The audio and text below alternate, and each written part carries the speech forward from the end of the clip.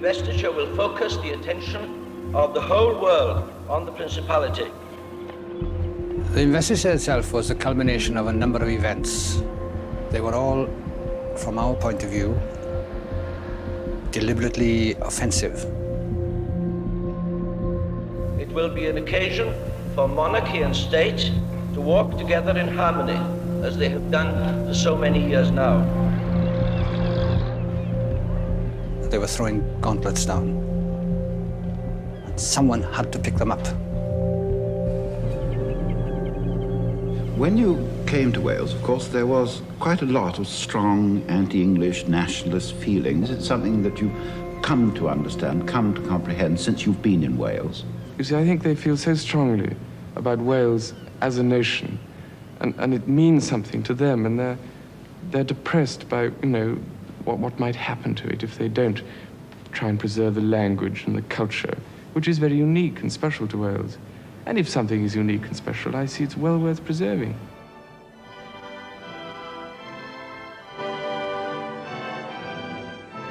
Well, it's now just 10 minutes to midnight, time on BBC One for us to wish you a very good night. Good night.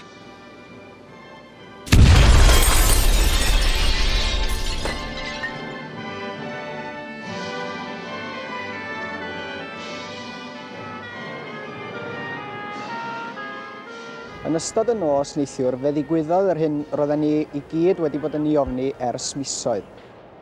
I believe that the nationalists of Wales have created a monster they cannot control.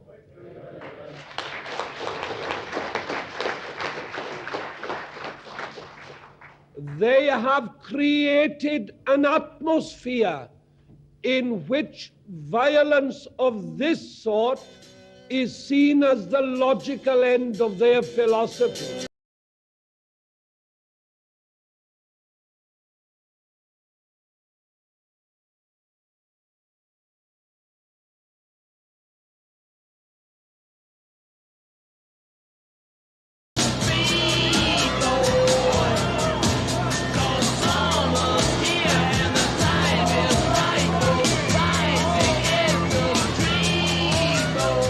We in Wales were the local arm, as it were, of a worldwide movement.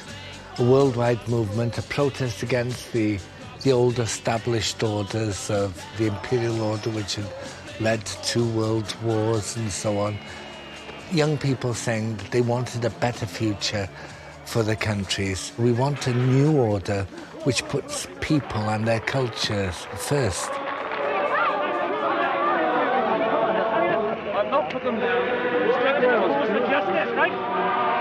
So the irony of the investiture is that it happens at the end of the 1960s, the end of a decade of extraordinarily tumultuous politics, decolonisation, student revolution, the pill, the expectation of equality. It's absolutely huge. Everybody has changed, and this family wasn't. In their island, what they do is reinstate this antique ceremony, purporting to be about 600 years old, except they've made it up.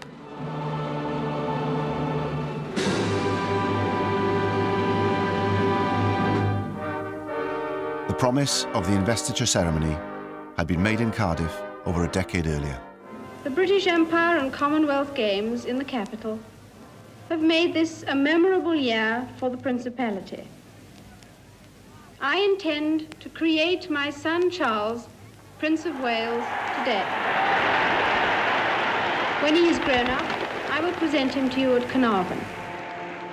I remember sitting in the headmaster's study at Cheam, and we were all watching the television, and there were several other boys there, little ones. I remember being acutely embarrassed when it was announced, and I had this marvelous great cheer coming from the stadium in Cardiff. And I think for a little boy of 9, it was rather bewildering.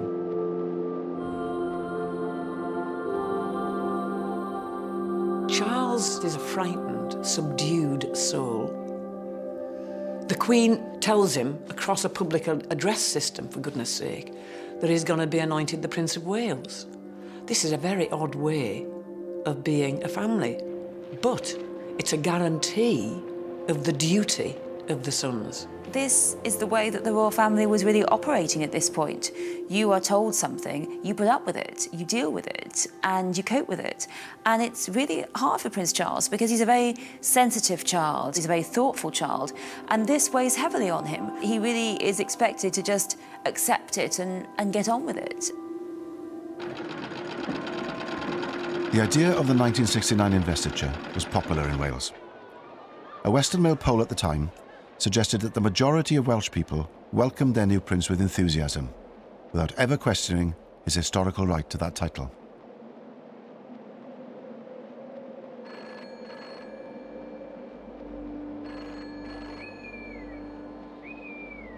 Wales has always been regarded as something of a poodle.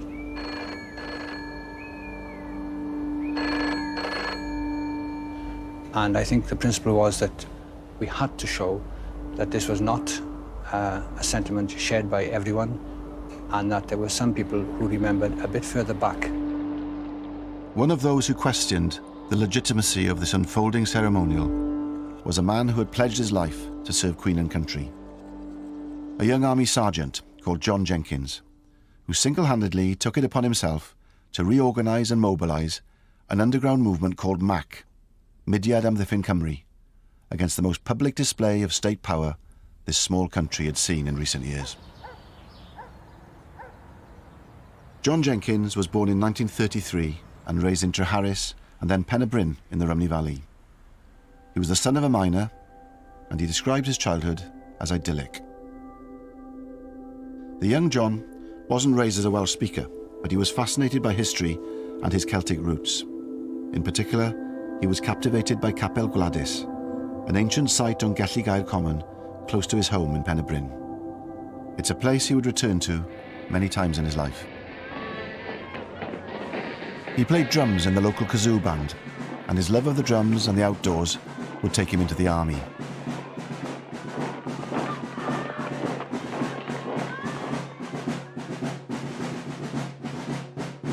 He joined the Dental Corps in 1951, and he was to be in and out of the army for the next 20 years.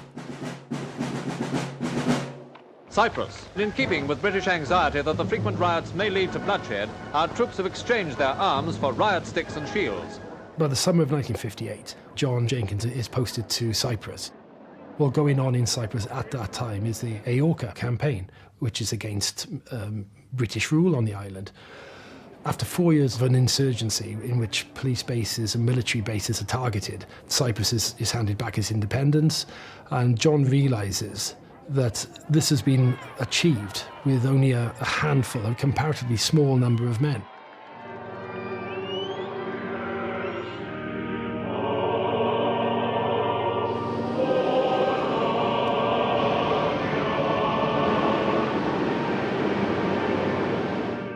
The British Empire flourishes because of the coalfields in South Wales, because of the iron, the steel, not just in South Wales, not just from the slate from North Wales, but it's an integral part of the imperial story.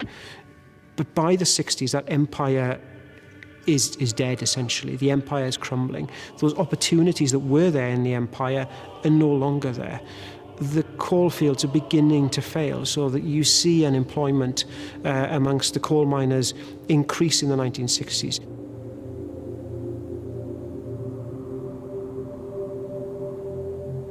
With Welsh industry in slow decline, water was perhaps the only natural resource that Wales had left in abundance. Dams had been built and valleys drowned since Victorian times. But it was the proposal by Liverpool Corporation to create yet another reservoir at Capel Celyn that was to bring the Welsh nationalist spirit to life. For many in Wales, the drowning of the village of Capel Celyn in the Tryweryn Valley was the defining political event of their generation. Despite protests on the streets of Liverpool, numerous petitions, and a vote by every Welsh MP against the proposed scheme, the drowning of the valley went ahead. John Jenkins' political flowering really begins with witnessing what is happening with the flooding of Tryweryn. I mean, he's in Germany at the time. He sees that there are 36 Welsh MPs, not one of whom votes in support of the bill, and yet, having exercised his democratic opposition, the voice of Wales is ignored. But he thinks something's wrong here. When a nation such as Wales can be hit over the head so badly, then where do we go from here? Where does that leave us?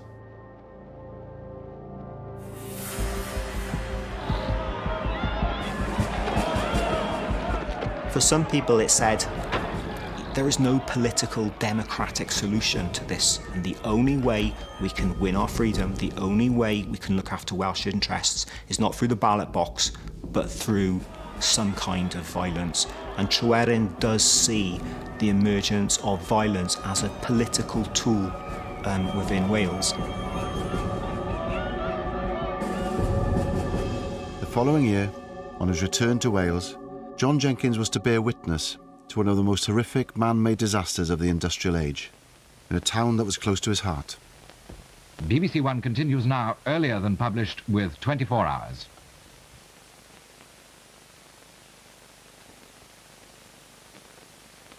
Honestly, I don't know how to begin.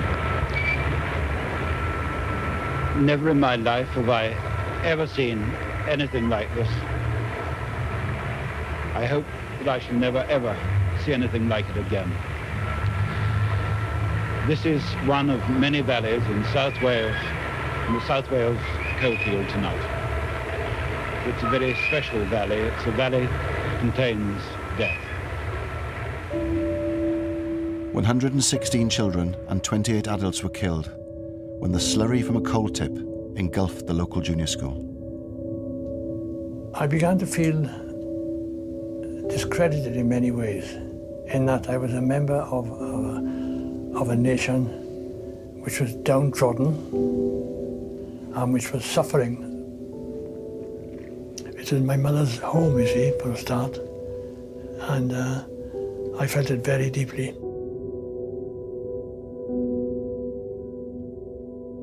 It was a combination of various factors which did include Tryweryn and did include Aberfan. Those are the things which made me realise that something must be done. That summer had seen a significant victory for the nationalist movement in Wales, with Plaid Cymru, the Welsh Nationalist Party, winning its first parliamentary by-election in Carmarthen in July 1966, making Gwynfor Evans the first ever Welsh Nationalist MP at Westminster.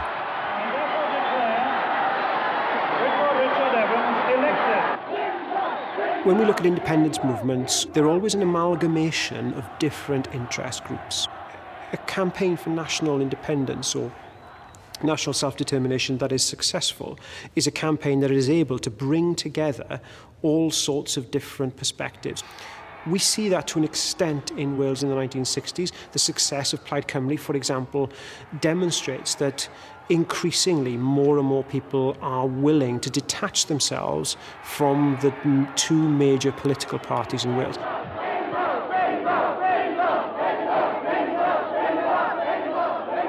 But Gwynfor Evans would struggle to reconcile his position as Plaid Cymru's only representative in Parliament with the demands of other groups within the growing movement for Welsh independence.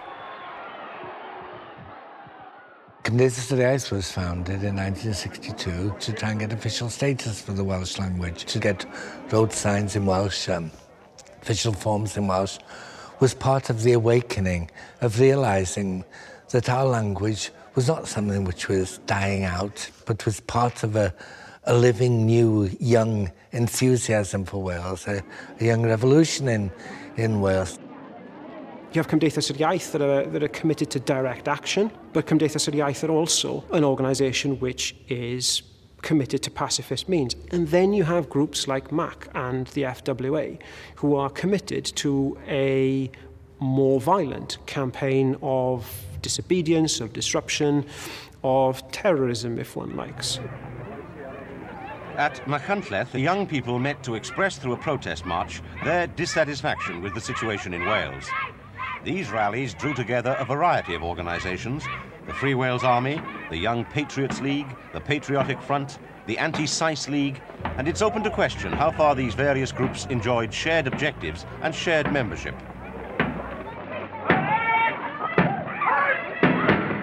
Well, the FWA started as, 2 or 3 people got together, people like Cayo and Dennis Coslet especially, a couple of farmers that were related to Cayo. Cayo had a privileged boyhood and education, public, 2 or 3 public schools, I think. Expelled from 2 or 3 of them as well. I spent a lot of time at Cayo's home. It was a small mansion, it was a lovely place. He was a throwback, from the days of the princes. That's when he should have been alive, in fact.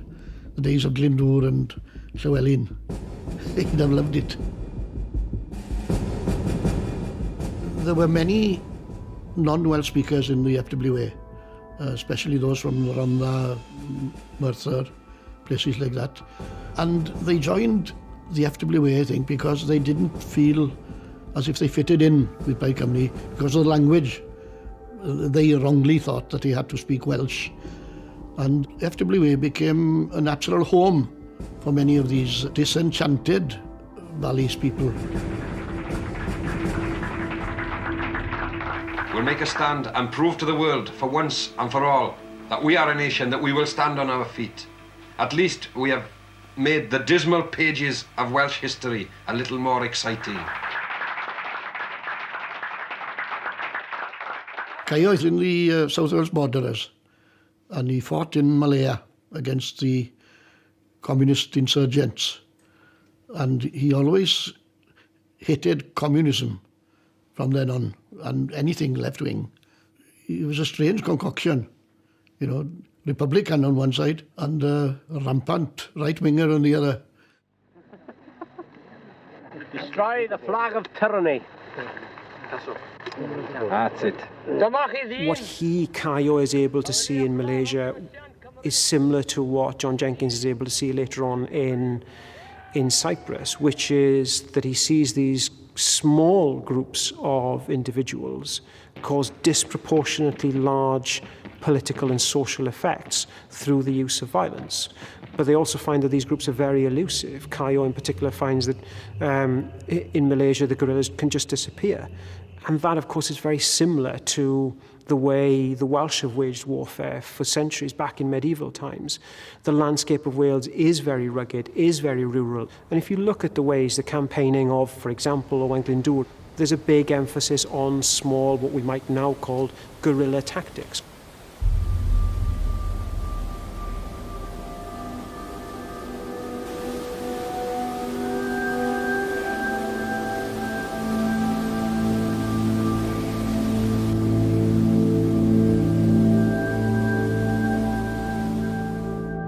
Clywedog Dam, a huge construction which is being built near Llanidloes, was to become the target of the more extreme Welsh nationalists. In 1966, it was nearing its completion when the police received a warning that a bomb had been planted on the site. 8 pounds of gelignite had been placed under an 80-foot steel mast that was connected to another by 110 feet of 3-inch cable. It exploded, sending the entire construction cascading down the hillside. Speculation was rife about who might have been responsible, but an olive green Castro cap, found 30 feet from the scene, seemed to point the finger conclusively towards Cayo Evans and his men. I don't think it was being worn by anybody who undertook the operation. It was dropped deliberately by somebody, put it that way.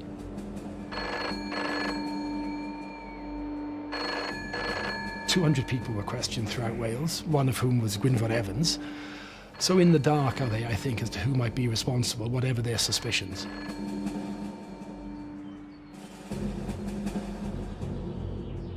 The Clywedog explosion had in fact marked the return of a shadowy organisation which had been started back in 1962 in reaction to Tryweryn. This was MAC, Mudiad Amddiffyn Cymru, the Movement for the Defence of Wales. Most members of then MAC were well known by everyone, including the authorities. So therefore, any action that had to be undertaken by someone who wasn't known and I certainly wasn't known. On his return from Germany in 1966, John Jenkins started to reorganise MAC. He was based at Wrexham, at the dental unit in Satan Barracks. As a non-combatant in the army, he had the perfect cover. He was a low security risk, and his job required him to travel around the country. Plus his role in training the TA band brought him into contact with a new source of potential recruits. Some people would come up and say, oh, so-and-so is a good lad, you know, he's really raring to go. And if he then proved beyond any doubt that he was the right sort of material, he would be recruited, and he would then recruit his own cell. 1 or 2 people at the most, no more. You know your immediate 2 or 3 people in the cell, and you may know the one superior person above that, but you don't know anybody else. They wouldn't even know how to contact me. I would contact the leader of that cell. He was the only one who knew my face. He didn't know who I was, didn't know where I was from, nothing. I would suddenly appear, because I would know where he was all the time. One of John Jenkins's first recruits was to be a 19-year-old flautist in the TA band called Frederick Ernest Alders. It was to be Alders who would drive John Jenkins to a small village in mid-Wales called Llanrhaead yr Amochnant to plant his first bomb as Mac's new leader.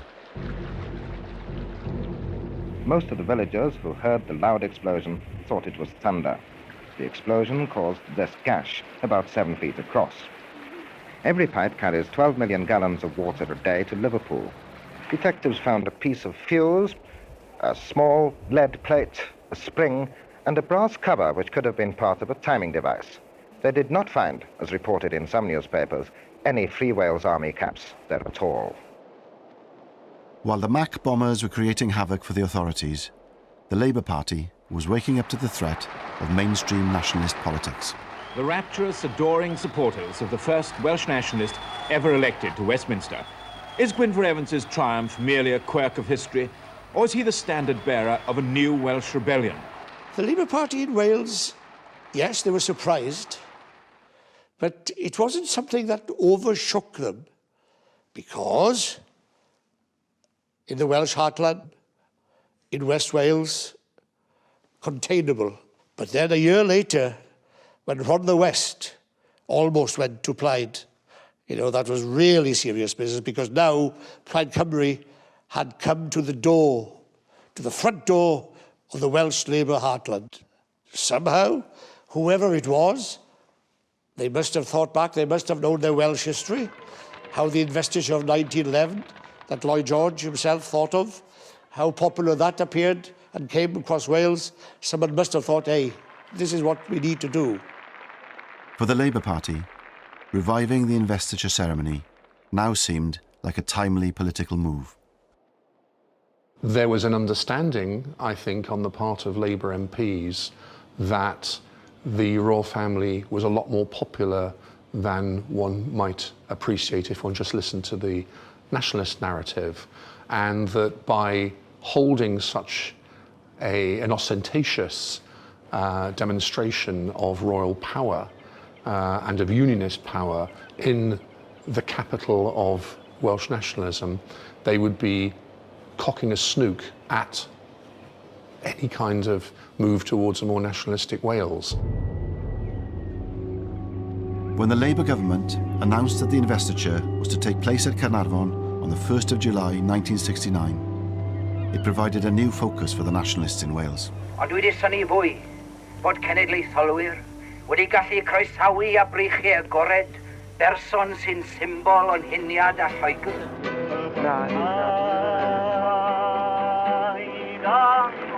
Cymdeithas yr Iaith prepared themselves for a new wave of protest, and with the first meeting to discuss the investiture arrangements to take place in Cardiff in November, all eyes were on the capital city.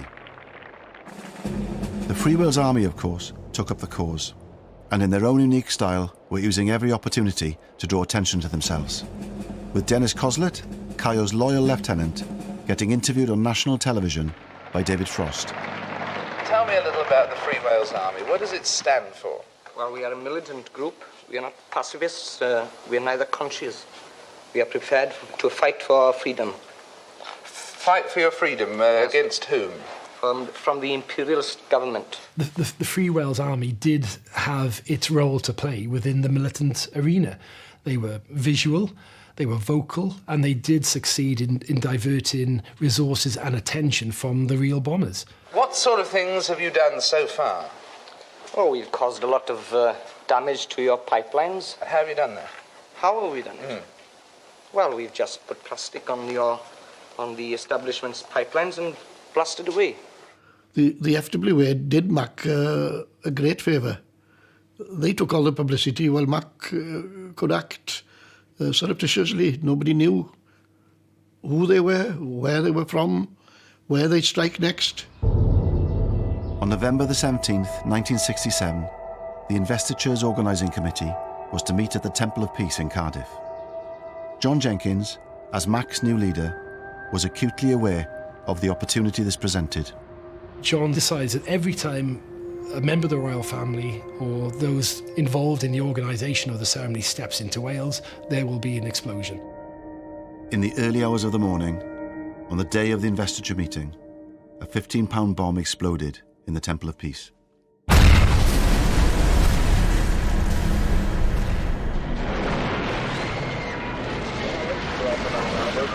Roads out of the city were immediately sealed off, and within an hour of the blast, known extremists throughout Wales had been roused from their beds for questioning. A frantic effort was made to prepare the building for the meeting, which was due to take place in the Grand Hall at 11:30 that morning. The Queen had appointed her brother-in-law, Lord Snowdon, to coordinate the ceremony. He arrived at Cardiff Central Station to be informed that both he and the conference were the subject of a police maximum security operation. I wish to deplore and condemn the action which took place in the Temple of Peace here in Cardiff in the early hours of this morning.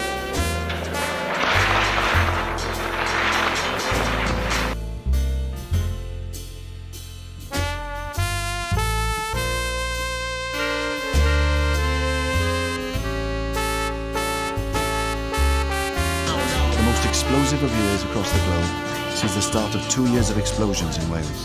The Snowdonia Country Club becomes the first of many Mac targets leading up to the investiture. The bomb went off in this letterbox fixed to the wall at 20 to 2 this morning.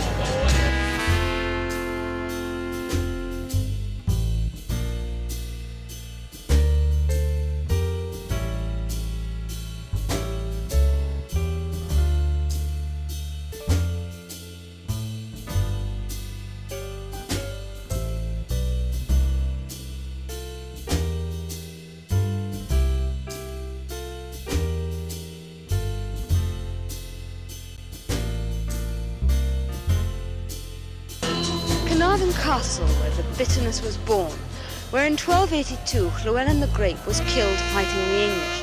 And it's in this shrine of Welsh nationalism Charles Windsor becomes the 20th Prince of Wales, a castle preparing yet again for a siege.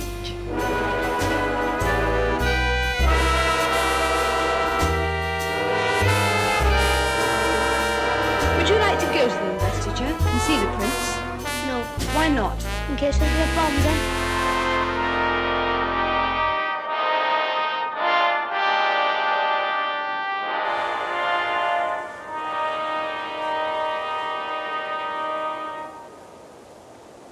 I believe that the nationalists of Wales have created a monster they cannot control. George Thomas became a bit of a caricature of someone who hated the Welsh language, even though they were Welsh, and who gravitated towards an English monarchy. Royalty, the royal family, was very, very, very important to George. Hugely important. Gwynorrw Jones, who was an official of the Welsh Labour Party before he became an MP, for example, used to visit George at his home. He walked into the lounge, either side of the fireplace, 2 feet by 3 feet type of size. Both sides, the Queen and Prince Charles. Amazing. funny thing to keep in your lounge, isn't it? The first appointment of the day for George Thomas MP, Secretary of State for Wales. Breakfast with Mound. Even though the announcement of investiture was in the days of Clydwyn Hughes, the carrying out of the process, that was George's responsibility, and I bet you he must have loved it. He would have been in his element. The Prime Minister said to me, and next year, George, you will have the investiture of Prince Charles. Well, at that stage, I didn't think it was going to involve any problems, because I thought, well, that's right, it'll be a very pleasant occasion, but a full stop. But of course, we had a lot of anxieties first. A device had been placed on a basement windowsill, and the blast, which was heard 3 miles away, blew indoors and threw furniture around. No sooner had George Thomas become Secretary of State than Mac struck again, audaciously blowing up his headquarters at the Welsh office. Minister, do you think that, say, Home Rule for Wales would stop this sort of thing? Not at all. Our Home Rule for Wales isn't wanted by the Welsh people. You'd start a lot more trouble if you tried to give Home Rule to Wales. What we're seeking for is a greater sense of participation in the work of the government. Prince Charles, on a visit to the Welsh office, has his first experience of anti-investiture protest.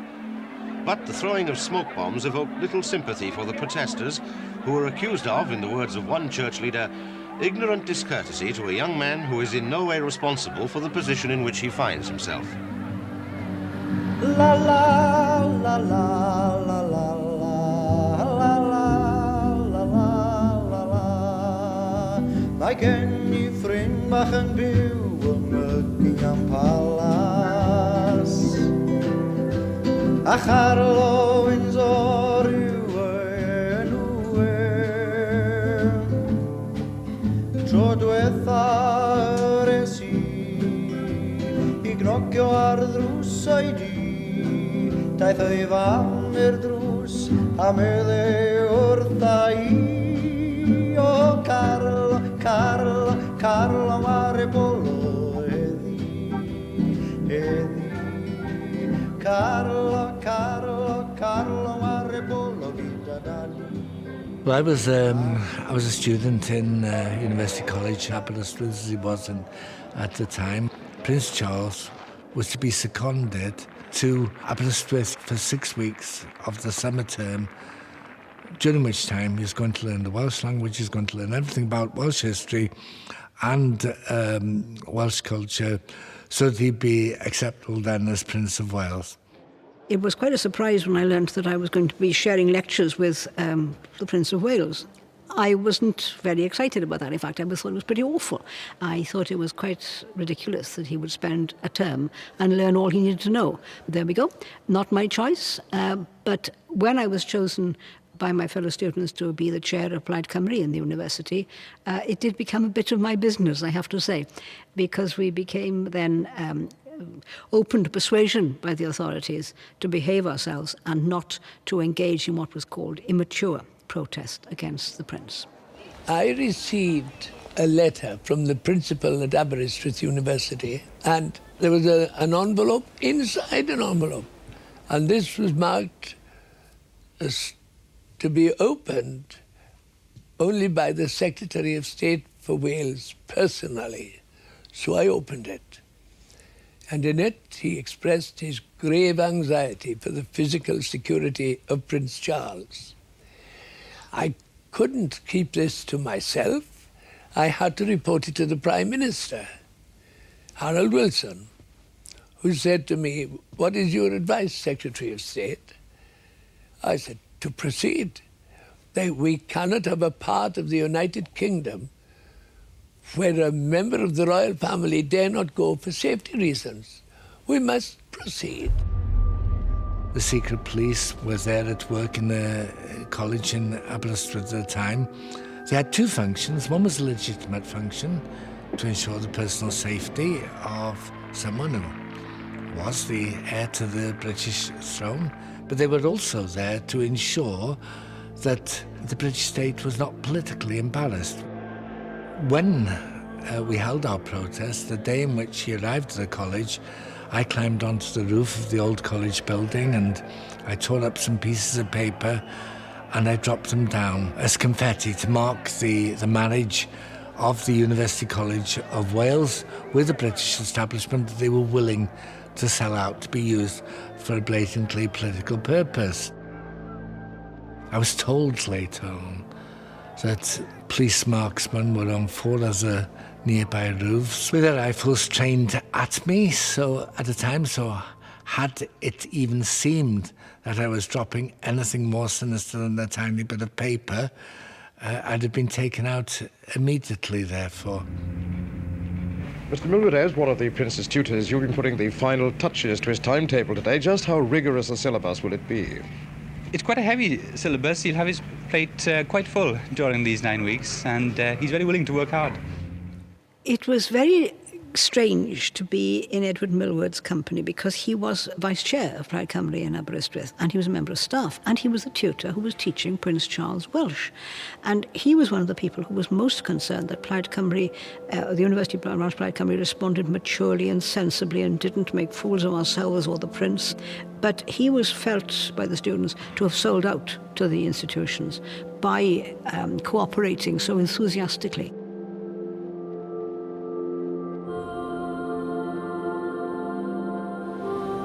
There have been stories that you've had rather a lonely time at the University of Wales, at Aberystwyth. Is this so? Well, yes, I wonder where these reports come from, but I suppose they circulate. You see, the trouble is that one has to remember that I'm in a slightly different position from several other people, and I think they try and put themselves in my position too much. I think out of certain necessity, I've perhaps been more lonely, if they like it. I mean, I haven't made a lot of friends, if that's what they mean, and I haven't been to a lot of parties or anything. There haven't been very many. And I've had a lot of other things to do. I've been around Wales a lot and looked at things and visited people. And essentially it is, I suppose, compared with other people's lives, more lonely. And in this sense, I suppose I've had a lonely time. He would arrive to the back door of the college in his sports car. He would be accompanied by several policemen, and 2 of them would guard his car. And then he would go in for the university lecture halls.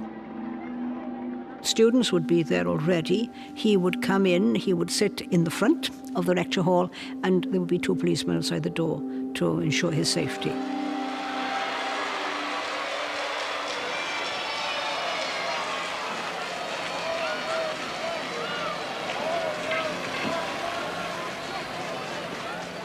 You also learned the Welsh language. Did you find that very difficult? Because most English tongues find it very difficult to get around. Well, I think all languages are difficult, but I suppose there are certain things. I mean, the double L's are terrible. Well, they were fairly difficult, except that I went to Llanelli not long ago, and the mayor said, "Can you say Llanelli?" So I said, "Llanelli," and he wiped the saliva out of his eye and said, "Well done." But it's, you know, there is a way of doing it. You put your tongue in a certain place and blow. The speaking Welsh, like, you know, is it's a trick, and it's worked because he's done a very short course in a language laboratory which has taught him how to pronounce words, and he reads it off the paper. Rydw I wedi synnu yr holl gystadlaethau yn y sefydliad rhagorol yma, ac rydw I wedi cael blas arbennig ar y canu brwd a phersain. Canu mor frwd, fel y byddai'n dda eich cael chi gyd yng Nghaernarfon.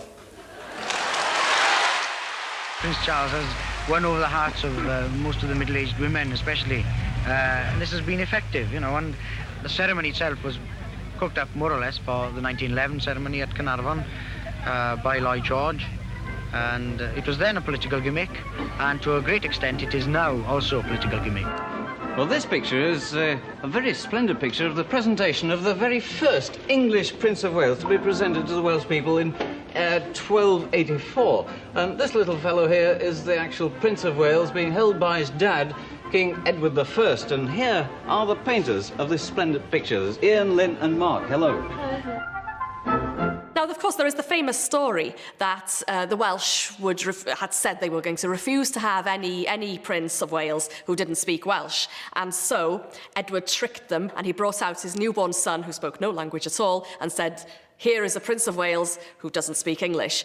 That is a complex moment of myth-making, really, because actually the investiture of Edward II took place over in Lincoln, in East England, rather than Carnarvonshire, in 1301, 17 years later. And no ceremony was recorded, and certainly nothing happened in Carnarvon, because Edward wasn't there.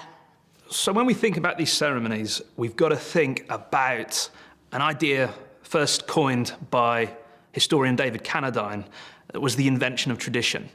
The monarchy stress through staging royal ceremonies in more public ways that this stuff is old, that it has a long tradition reaching back hundreds of years, if not 1,000 years, when in fact all of the pageantry, the pomp and circumstance, the colour, the gold, the glitz that we associate with the modern British monarchy, a lot of it's come from the 19th century as a way of sort of articulating a sense of shared history and heritage that unites the nation as a whole. 1969 is definitely a departure from 1911 in terms of the way the ceremony looks and feels.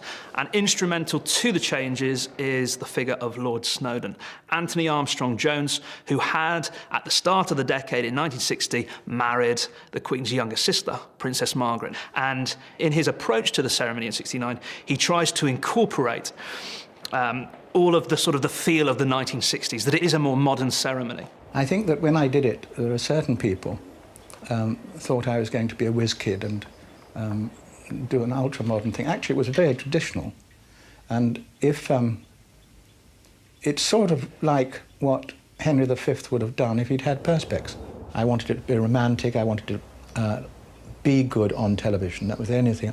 I did not want it to be an elitist ceremony. In the stage management of a national occasion, there's never been such a bias towards television before. Scarcely a battlement here without its cameras. And under the guiding hand of Lord Snowdon, the castle has become a kind of medieval television studio. I mean, it would be madness to design it just for the few inside. One must design it for the 500 million viewers, which is believed to be watching. And the rehearsal started where the procession itself will start, at the special Royal Railway platform built near a factory 2 miles from the town. It was one of the biggest security the country had ever seen at that time. There were nearly 2,500 police officers. They came from everywhere, including the plainclothes. I think there were about 1,000 of those, 1,500 nearly uniformed officers. To organise such an event was enormous. The gentleman in charge, the Duke of Norfolk, he was an experienced coordinator of such events, but the biggest danger is if you pre-tell everybody where you're coming, how you're going to do, where you're going to walk. A good terrorist can either have a sniper, an explosion, or what have you, and that's how, if I was going to attack anybody, how I do it. The discovery of a bomb near Holyhead Pier, where the royal yacht was due to visit, intensified police fears over security. 3 men were arrested, but their connection to Mac was never proved.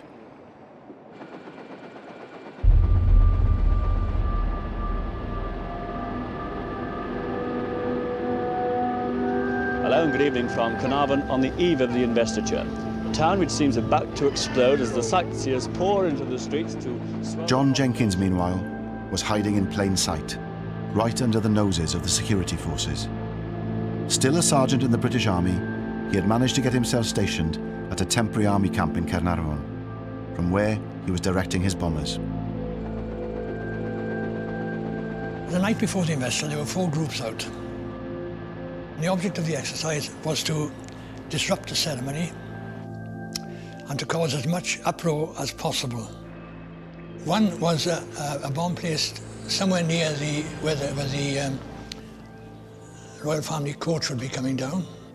Not near enough to cause any damage, but near enough to cause uproar.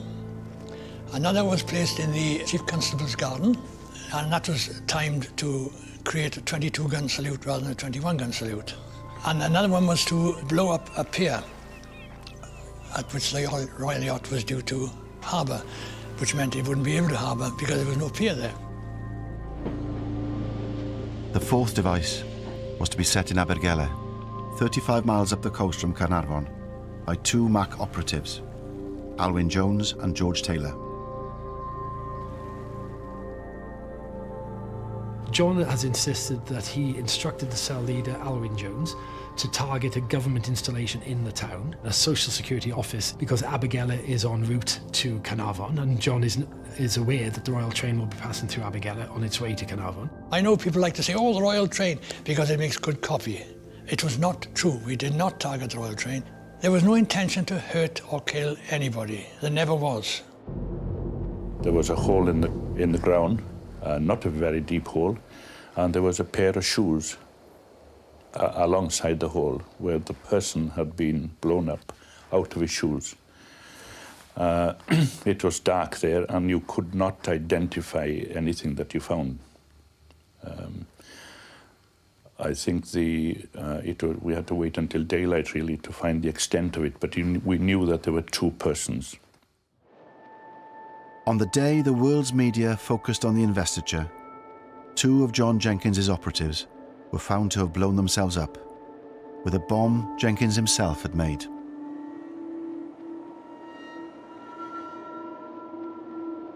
An officer put his head in and said, well, we got two of the bastards last night. I went down to the Sergeant's mess to find out what was happening, and all they had on was bloody cricket or tennis or something. So I had to sit there through all that. I had to act as if nothing had happened and laugh and drink with them all and joke about it and stuff like that. And it was several hours later I discovered which group it was.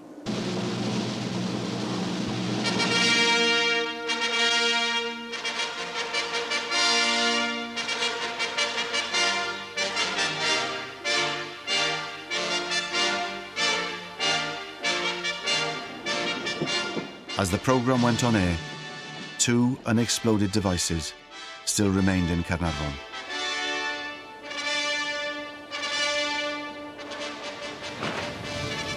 There's the Prince of Wales. He's got out of the train now and into his carriage, wearing the uniform of the Colonel-in-Chief of the Royal Welsh Regiment. With him is the Secretary of State for Wales. We would be untrue to history if we did not say everyone, including the royal party, everyone held their breath until the thing was over.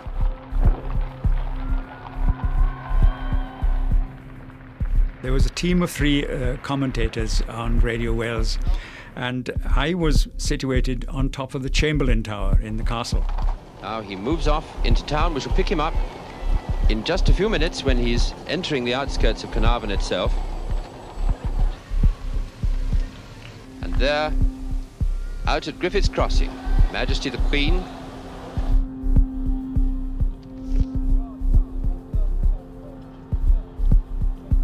When the Queen arrived in Griffith's Crossing and came off the train, there was to be a 21-gun salute.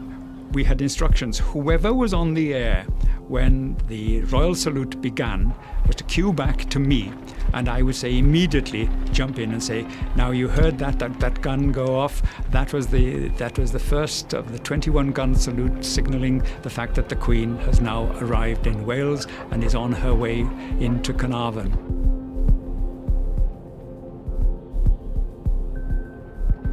And we got into our commentary, scene setting, myself in the castle, John down behind the dais, Glyn out in the mice where there were thousands of people.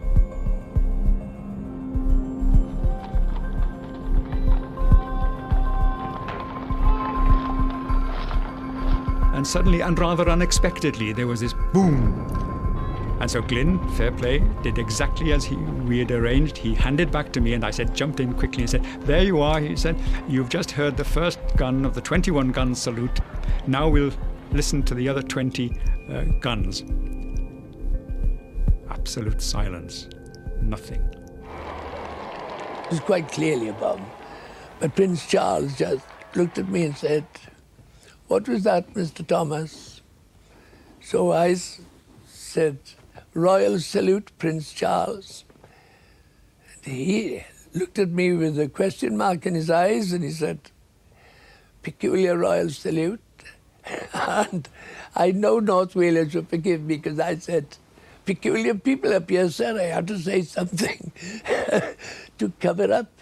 And we both laughed. I said, well, evidently that wasn't the first gun of the 21-gun salute. And then I looked over my shoulder and I just saw a plume of smoke on the hill behind the other side of the harbour, and some people running around. And in fact, it had been a bomb, maybe a diversionary bomb, but it was a bomb. Now, what we're looking at now is an incident of some kind. I heard an explosion just a little moment ago. We thought that one of the guns had gone off accidentally. There could just possibly have been an explosion. The bomb, planted by Mac in the Chief Constable's garden on Love Lane, had detonated as planned, throwing the traditional 21-gun salute into disarray. Now here's the Queen, following up behind her son and just on the outskirts of the town with a full sovereign's escort. The Queen is utterly preternaturally calm. Nothing can flap her. I mean, the Queen herself was very nervous when she went through the coronation. She was very nervous about the ceremonial, very nervous about the fact that if you put a foot wrong on TV, it'll never be forgotten. So how must Prince Charles feel going into this impossible new ceremony? A young man, he's not king yet, he's a long way from that responsibility, and he's young and he's nervous and he takes things incredibly seriously. If he puts a foot wrong, he will really take it terribly to heart and feel he's made a dreadful mistake.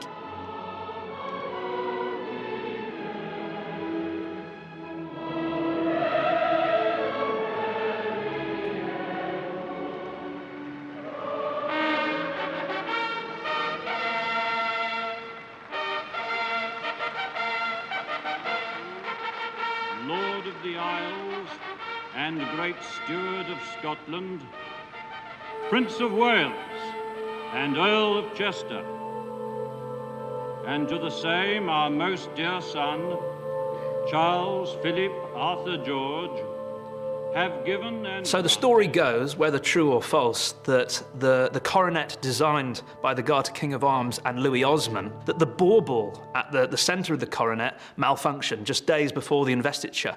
And so rather than fuse the original bauble back at the centre of the coronet, what instead they had was a ping-pong ball wrapped in gold leaf, which made it there on the day. The symbol of sovereignty. I'm not totally convinced by the story. I think it's one that the tabloid press ran with a few years ago. Am hynny, yr ewyllisiwn ac yr rhoddwn o'r chymun caeth, yr ein rhan ni.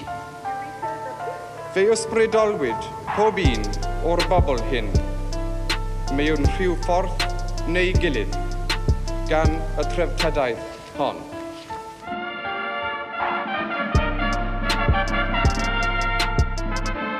The one big tension point, of course, was after the actual investiture, when the Queen and the Prince of Wales went up and to the wall of the castle overlooking the mice and were being presented to the people, as it were.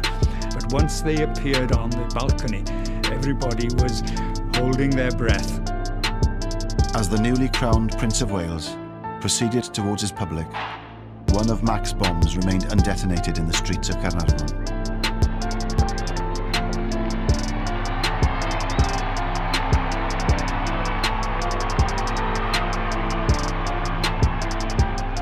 We can only guess at what her feelings were in that moment when she presents her boy to the people. And they're there in this kind of raw, exposed, beautiful, but very vulnerable space. And she's giving him to risk, exposure, danger. There is no mistaking spontaneous applause, and this is the real thing.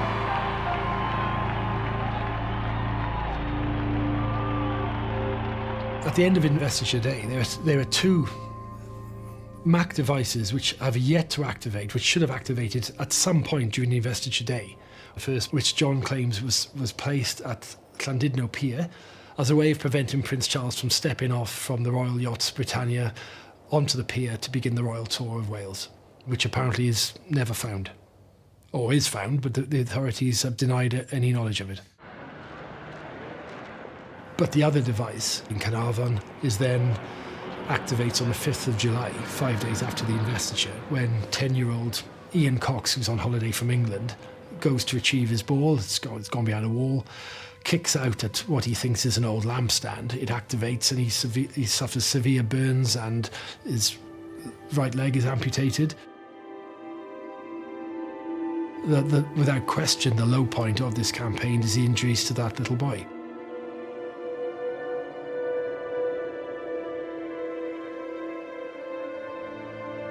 The perfectly understandable response is that such injuries to a 10-year-old boy can never be justified, whatever the political cause. Whenever anything failed to detonate, a call was always made to the police to tell them about it and where it is. And this was done, but they didn't take any notice of it, apparently.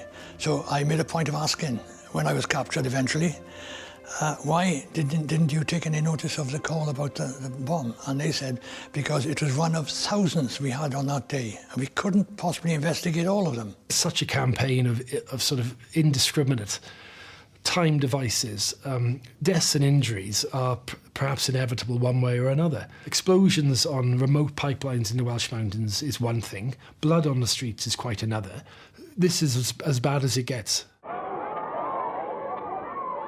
I think, looking back, Charles was the experiment. He was the guinea pig, if you like, in the royal family media project, in the whole let's get the TV cameras in and show ourselves off. Now, partly, that's a pact with the devil. They have to do it because that's the commandment, really, of modernity. But it puts them at huge risk. He can't go back to being a private royal, a private student, ever again. I think John gets a sense that the police are onto him, and so he returns home and finds himself back at Capel Gladys, which has always been a place of sanctuary for him. John said if the pressure was bad leading up to the investiture, after it was just almost to the probably unbearable, actually. Having lost 2 colleagues in Mac, owing to a bomb which he had assembled, which he had handed to the cell leader Alwyn Jones. But if that wasn't bad enough, then he has the injuries to Ian Cox 5 days later. However successful his campaign of disruption had been, these failures were weighing heavily on him. I think he was just relieved, is the impression I get. He said it almost came as a relief when I heard that knock on the door.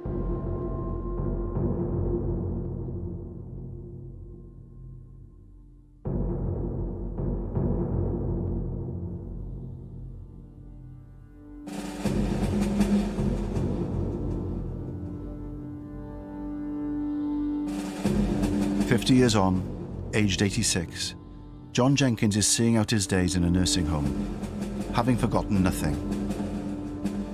While history seems to have forgotten him and the war he once waged against the British state, he says his only regrets are the deaths and the casualties that he caused. The investiture thrust Charles into a life lived under constant media scrutiny and intrusion.